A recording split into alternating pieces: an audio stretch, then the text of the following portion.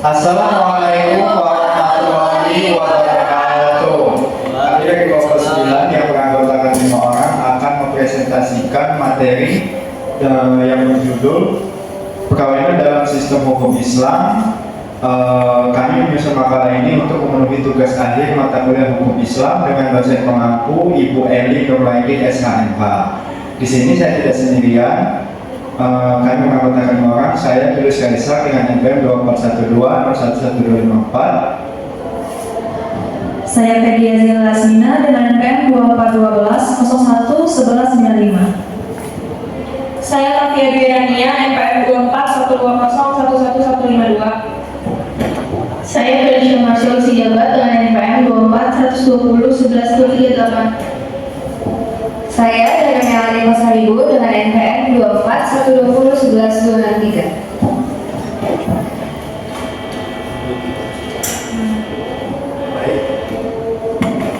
Baik, tanpa berlama-lama, langsung saja kita ke materi.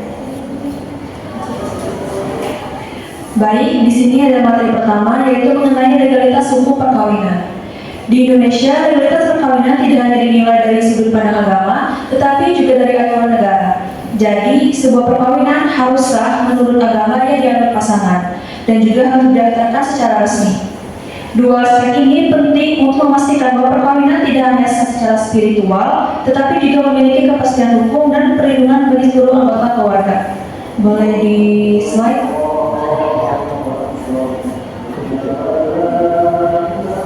Yang pertama itu legalitas menurut hukum Islam atau fikih. Dalam hukum Islam, suatu pernikahan dianggap sah jika memenuhi rukun dan syarat, yaitu adanya calon suami istri, wali, dua saksi yang adil, dan ijab kabul.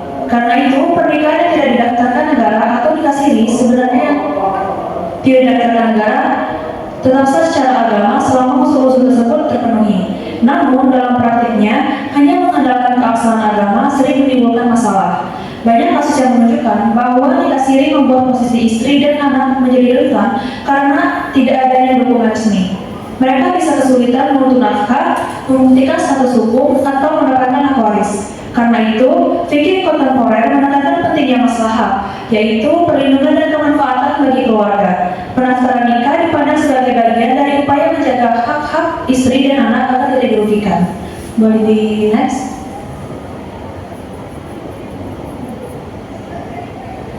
Baik, yang selanjutnya itu legalitas menurut peraturan perundang-undangan Indonesia. Menurut hukum Indonesia, terutama Undang-Undang Nomor 1 Tahun 1974, perkawinan baru dianggap sah jika dilakukan sesuai agama dan didaftarkan oleh pejabat berwenang. Pendaftaran ini bukan sekedar prosedur administratif, tetapi berfungsi sebagai alat perlindungan hukum. Dengan adanya akta nikah, suami, istri, dan anak memiliki bukti resmi untuk memperoleh hak-hak mereka, seperti dokumen kependudukan, hak waris, pengakuan anak, hingga perlindungan saat terjadi perceraian. Banyak pasangan yang menikah tanpa pencatatan akhirnya menghadapi kesulitan ketika ingin mengesahkan status mereka atau ketika ingin membuktikan hubungan keluarga di kemudian hari. Jadi, pendaftaran nikah sangat penting untuk memberikan kepastian hukum dan perlindungan bagi keluarga dalam sistem hukum Indonesia. Baik, materi selanjutnya akan dijelaskan oleh rekan saya, Tafia Dwirania. Oke, baik. Jadi materi yang kedua adalah konsep legalitas suatu perkawinan menurut fikih. Jadi perkawinan dianggap sah jika memenuhi rukun syarat nikah, yaitu yang pertama adanya calon suami dan istri yang setuju dan secara sukarela, yang kedua adanya wali, yang ketiga dua saksi yang adil, dan yang keempat ijab kabul yang jelas. Pencatatan negara bukan syarat sah nikah.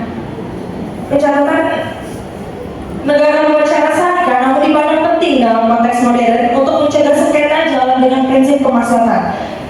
Pencatatan dianalogikan dengan Quran Surat Al-Baqarah ayat 282 tentang kewajiban mencatat transaksi untuk menghindari perselisihan. Lanjut, yang saya tolong di slide lagi. Oke, legalitas perkawinan menurut undang-undang. Yang pertama itu perkawinan sah jika dilakukan menurut hukum agama. Menurut pasal ayat 1 UU Nomor 1 Tahun 1974 dan unsur legalitas dan ini ada pasal 2 UU Nomor 1 Tahun 1974 itu yang pertama adalah perkawinan adalah sah apabila dilakukan menurut hukum masing-masing, agamanya dan kepercayaannya itu. Dan lalu yang kedua, tiap-tiap perkawinan dicatat menurut peraturan perundang-undangan yang berlaku. Merujuk pada kedua pasal tersebut dapat disimpulkan bahwa keabsahan suatu perkawinan disesuaikan dengan hukum agama pada pihak yang melangsungkan perkawinan itu sendiri dan wajib dicatatkan sesuai peraturan perundang-undangan.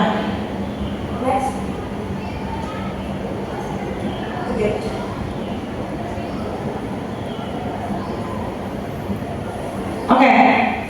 Unsur-unsur legalitas perkawinan itu yang pertama ada syarat agama. Perkawinan dianggap sah jika sesuai dengan hukum agama atau kepercayaan yang dianut oleh kedua belah pihak.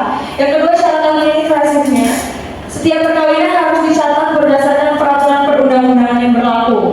Dan yang ketiga, pentingnya pencatatan. Meskipun tidak menjadi syarat sah, pencatatan sangat penting untuk memberikan kepastian hukum dan melindungi hak-hak yang timbul dari perkawinan tersebut. Perkawinan yang tidak dicatat dapat menimbulkan masalah hukum di kemudian hari. Oke, jadi kita lanjut lagi konsekuensi hukumnya. Jadi konsekuensi hukumnya perkawinan yang hanya memenuhi syarat agama tanpa dicatat tidak memiliki kekuatan hukum sebagai bukti otentik di mata negara.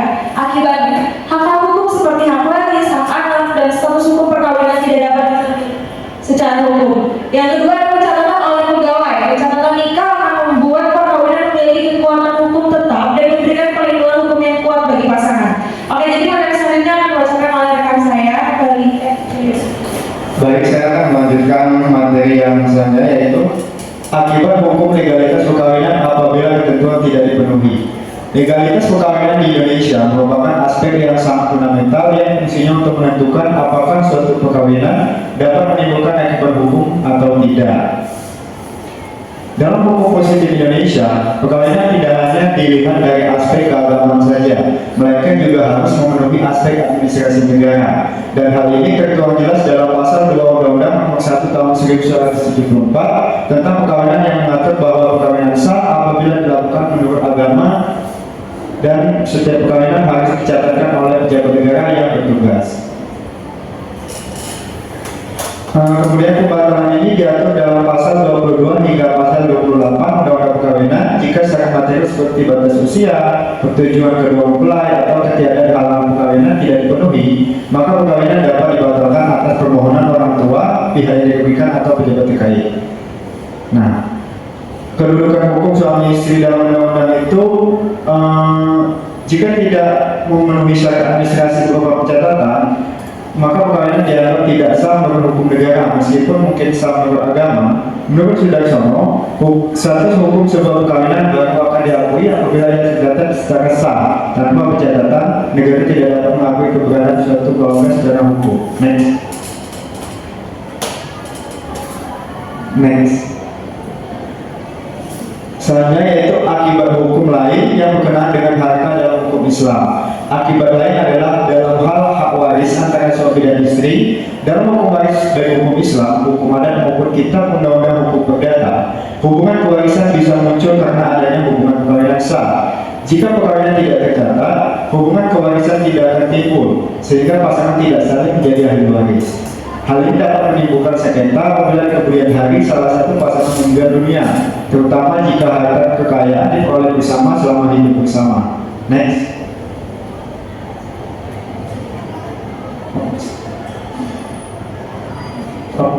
Dengan demikian, ketentuan legalitas perkawinan bukan hanya bersifat formal, tapi menjadi dasar munculnya seluruh hak dan kewajiban dalam hukum keluarga.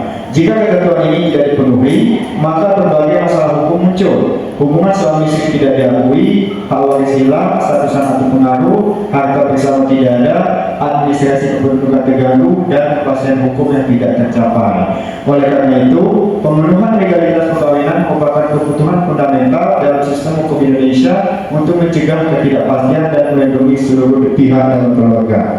Next, selanjutnya akan disampaikan oleh saudari saya, Felicia.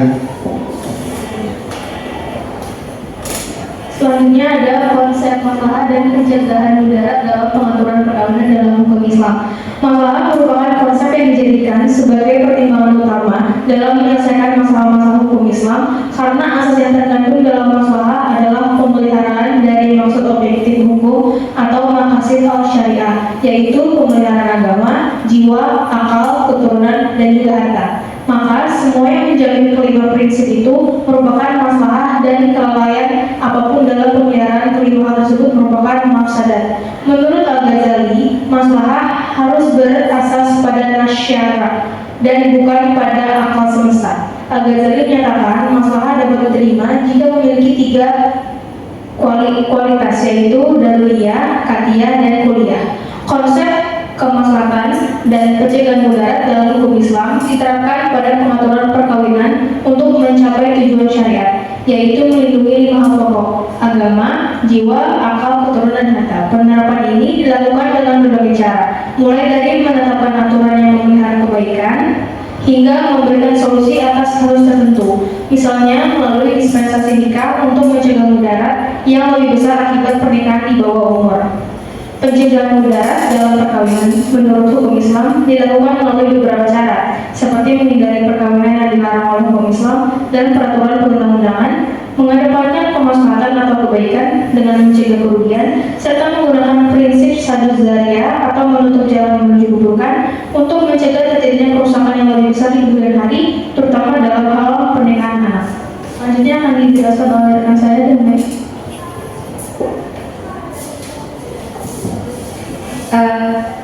Selanjutnya adalah peran negara dalam tercapainya maslahah dan perlindungan. Maslahah dalam hukum Islam menekankan pentingnya menjaga kemanfaatan dan mencegah kerusakan, terutama dalam 5 aspek dasar, yaitu agama, jiwa, akal, keturunan, dan harta. Dalam konteks perkawinan, prinsip ini menjadi dasar bahwa keluarga harus menjadi tempat yang aman, stabil, dan memberi perlindungan bagi setiap anggotanya. Karena itu, negara memiliki peran penting untuk memastikan bahwa perkawinan tidak hanya sah secara agama, tetapi juga memiliki perlindungan hukum yang kuat. Negara menjalankan fungsi tersebut melalui pencatatan perkawinan, penyusunan regulasi, serta pengaturan hak dan kewajiban dalam rumah tangga. Langkah-langkah seperti ini tercakup: yang pertama, penetapan usia minimal nikah, pengaturan poligami, dan perlindungan anak dibuat untuk mencegah kerusakan sosial serta memastikan keadilan bagi pihak yang rentan. Selain itu, melalui peradilan dan mekanisme penyelesaian sengketa, negara memastikan bahwa setiap keputusan dalam konflik rumah tangga tidak berjalan sewenang-wenang dan tetap menjaga prinsip kemaslahatan. Selain aspek hukum, negara juga berperan dalam memperkuat ketahanan keluarga melalui edukasi, layanan sosial, dan program pencegahan kekerasan. Upaya ini bertujuan memastikan bahwa kemaslahatan tidak hanya dicapai melalui aturan, tetapi juga lewat dukungan nyata bagi masyarakat. Dengan demikian, negara berfungsi sebagai penjaga keadilan dan kemanfaatan dalam kehidupan keluarga, selama tetap mematuhi batasan syariat dan tidak mengubah ketentuan agama yang bersifat pokok. Jadi kami mengambil kasus pernikahan dini di Bantaeng. Pada awal Februari 2023, masyarakat di Kabupaten Bantaeng, Sulawesi Selatan dihebohkan oleh berita pernikahan 2 orang anak yang berstatus di bawah umur, yaitu seorang anak laki-laki yang berusia 12 tahun berinisial DK dan seorang remaja perempuan berusia 16 tahun berinisial SL. Kejadian ini berawal ketika keduanya kedapatan warga pemergok sedang berduaan di sebuah kebun oleh warga setempat. Situasi tersebut kemudian menimbulkan aib sosial menurut pandangan masyarakat sekitar, sehingga orang tua kedua anak merasa khawatir akan timbulnya fitnah, gunjingan, dan rasa malu apabila kasus ini menyebar. Akibat tekanan sosial dan rasa panik, keluarga kemudian mengambil keputusan cepat, yaitu menikahkan kedua anak tersebut secara diam-diam. Pernikahan itu dilakukan tanpa sepengetahuan aparat desa, tanpa dicatat di KUA, dan tanpa mengurus dispensasi usia ke pengadilan agama. Padahal, syarat pernikahan di bawah umur menurut hukum harus melalui izin pengadilan. Prosesi akad berlangsung sederhana di rumah orang tua salah satu pihak, hanya disaksikan keluarga dekat tanpa kehadiran penghulu resmi. Lalu, ketika video dan foto pernikahan tersebut menyebar di media sosial, kasus ini langsung viral secara nasional. Banyak pihak mempertanyakan keabsahan, alasan, dan dampak dari pernikahan dua anak ini. Setelah viral, aparat desa, KUA, serta Dinas Pemberdayaan Perempuan dan Perlindungan Anak di Sulsel turun tangan. Mereka memastikan bahwa pihak pemerintah tidak mengetahui dan tidak pernah mengeluarkan izin untuk pernikahan tersebut. DP3A menyayangkan keputusan keluarga, menegaskan bahwa menikahkan anak bukan solusi atas persoalan sosial, dan menekankan risiko besar pernikahan usia anak terhadap kesehatan, pendidikan, serta masa depan korban. Dalam proses klarifikasi, keluarga menjelaskan bahwa mereka merasa tidak punya pilihan lain karena takut anak tersebut akan menanggung malu dan omongan masyarakat. Pihak pemerintah kemudian memberikan pendampingan psikologis, edukasi hukum, dan pembinaan keluarga. Pemerintah juga menegaskan bahwa secara hukum pernikahan itu tidak tercatat secara sah, sehingga status hukumnya tidak kuat, baik bagi pasangan maupun bagi anak di masa depan. Baik, kesimpulan dari kasus tersebut yang berkaitan dengan Undang-Undang Perkawinan Nomor 1 Tahun 74, kasus pernikahan dini dibantai melanggar beberapa ketentuan Undang-Undang Perkawinan, diantaranya yaitu Pasal 7 ayat 1 yaitu melanggar batas usia yaitu minimal 19 tahun. Kemudian pasal 7 ayat 2 dan 3 dilakukan tanpa dispensasi pengadilan. Pasal 6, izin orang tua tidak cukup untuk mengesahkan pernikahan di bawah umur. Pasal 2 ayat 2, pernikahan tidak tercatat di negara dan bertentangan dengan prinsip perlindungan anak dalam Undang-Undang Nomor 35 Tahun 2014. Secara hukum, pernikahan tersebut tidak sah dan tidak memiliki kekuatan administratif karena tidak melalui mekanisme yang diwajibkan aturan pernikahan dini pada anak. Baik, kami sekarang membuka sesi diskusi. Jika ada yang ingin pertanyaan yang diajukan, silakan ajukan. Perkenalkan, nama saya Nikolas Rizky Ramadan, dengan NPM 2412011569 dari kelompok 12. Izin bertanya, meskipun ulama fikih klasik menyatakan ketika siri tetap sah secara agama, mengapa pandangan hukum Islam modern dan fatwa ulama saat ini cenderung mengkritik dan mengharamkan praktik ini? Sekian pertanyaan dari saya. Ya, apakah ada lagi yang ingin ditanyakan, didiskusikan? Tidak. Perkenalkan, nama saya Muhammad Siddiq, dengan NPM 2412011568. Di sini saya menanyakan tentang, kan tadi pernikahan itu harus dicatat ya. Jadi misalkan, jadi apa konsekuensinya jika pernikahan itu tidak tercatat gitu, atau nikah siri dalam negara? Mungkin itu saja. Tidak.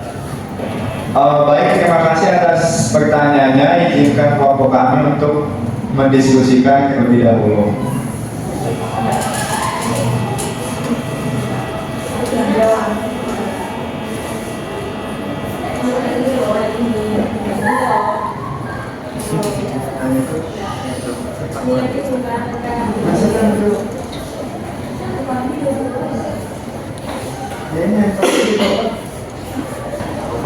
Baik, di sini saya akan menjawab pertanyaan dari Fawas. Pertanyaannya, meskipun ulama fikih klasik menyatakan pernikahan tidak tercatat atau nikah siri tetap secara agama, mengapa pandangan hukum Islam modern dan fatwa ulama saat ini cenderung mengkritik dan mengharamkan praktik ini? Jadi meskipun ulama fikih klasik menganggap nikah siri sah secara agama, ulama dan hukum Islam modern banyak yang mengkritik bahkan melarangnya karena melihat dampak sosial yang muncul. Dalam konteks sekarang, nikah tidak tercatat sering merugikan perempuan dan anak, seperti sulit menuntut nafkah, status anak yang tidak jelas, dan tidak adanya perlindungan hukum. Syariah modern menekankan maslahah, yaitu perlindungan dan kemanfaatan. Karena nikah siri sering bertentangan dengan tujuan tersebut, pencatatan nikah dipandang perlu sebagai bagian dari menjaga hak dan kepastian hukum keluarga. Apakah sudah cukup? Cukup. Baik, pertanyaan kedua akan dijawab oleh rekan saya. Oke, saya akan menjawab pertanyaan dari Noval. Pertanyaannya adalah apa konsekuensi hukum yang paling merugikan bagi istri dalam perkawinan yang tidak dicatat secara resmi oleh negara atau nikah siri. Jadi konsekuensi hukum yang paling merugikan bagi istri dalam perkawinan yang tidak dicatat atau nikah siri itu adalah tidak diakuinya status istri secara hukum, sehingga ia kehilangan seluruh perlindungan dan hak hukumnya, termasuk hak menuntut nafkah, hak atas harta bersama, dan hak memperoleh kepastian hukum ketika terjadi perceraian.